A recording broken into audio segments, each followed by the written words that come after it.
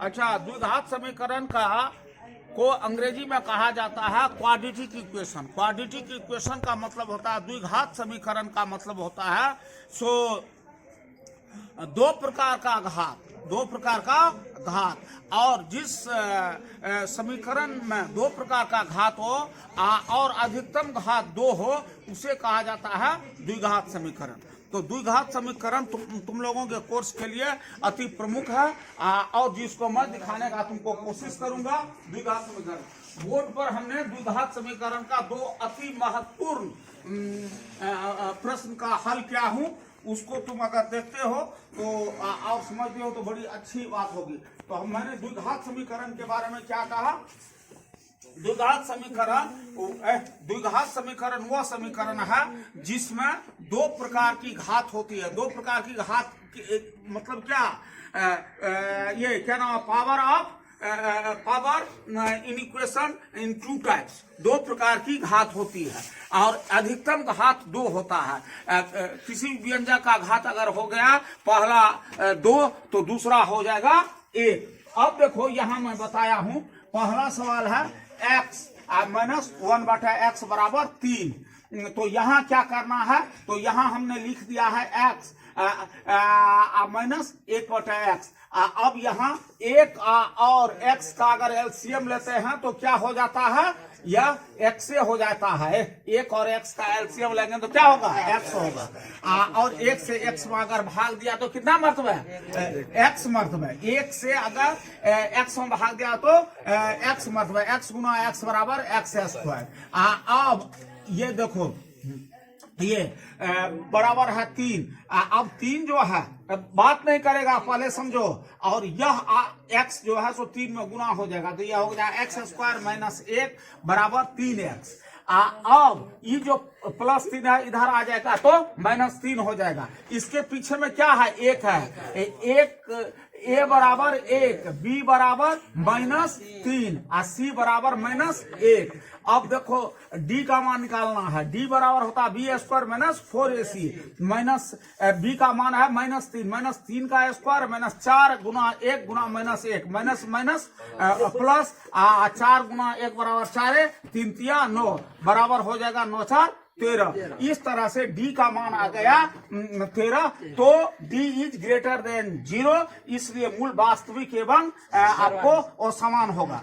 तो अब अल्फा का मान अलग निकालना होगा। x का दो भाग हो गया, उसका 2 अंगक हो गया। एक हो गया अल्फा, दूसरा हो गया बीटा। ये इसका जो है x is divided in 2 parts, one of them is alpha and other is beta. तो अल्फा का सूत्र क्या होता है? -b plus d/2a। तो -b और b का मान है -3 प्लस d का मान निकला है कितना? 13 2 गुना 1 बराबर 2 माइनस गुना माइनस प्लस, ये हो गया 3 प्लस अब 13/2। फिर बीटा बराबर हो गया -b माइनस d/2। यहाँ एक बार प्लस एक बार माइनस। जहाँ अगर 0 आ जाएगा तो इस स्थिति में क्या होगी? उस स्थिति में x बराबर माने अल्फा एंड बीटा बराबर हो जाएगा b²। ये प्लस ये -b प्लस माइनस d/2a। तो इस स्थिति में वह होता है प्लस माइनस करके।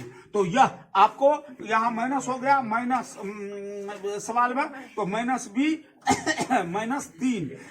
माइनस d का मान आया है 13 2 गुना 1। इस तरह से 3 और -13 2 गुना 1 बराबर 2 है। दूसरा सवाल है 2x² plus 2x 2√2x plus 1 बराबर 0। यहाँ देखो अगर a के पीछे में a निकालोगे तो निकलेगा 2, b निकालेंगे अगर तो निकलेगा 2√2 और c निकलेगा कितना? c निकलेगा 1, यहाँ 1 है। फिर b² minus 4ac minus b का मान कितना है?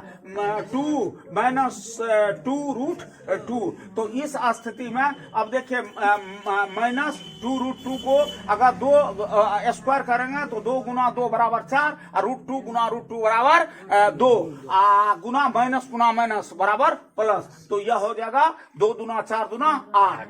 और यहाँ देखो फिर 4 गुना 2, 2 गुना 1 बराबर अब ये 2 2 4 दूना 8, 8 - 8 बराबर 0, डी बराबर 0। मूल वास्तविक एवं समान होंगे, क्योंकि अल्फा और बीटा का मान अब बराबर ही निकलेगा। और समान कब होता है? जब डी इज ग्रेटर देन 0 होता है। डी का मान अगर 0 से अधिक निकल जाए, अगर उसका डी से माइनस कम निकलेगा, माइनस में आ जाएगा, तब आगे सवाल नहीं बढ़ेगा, तो मूल नहीं निकलेगा।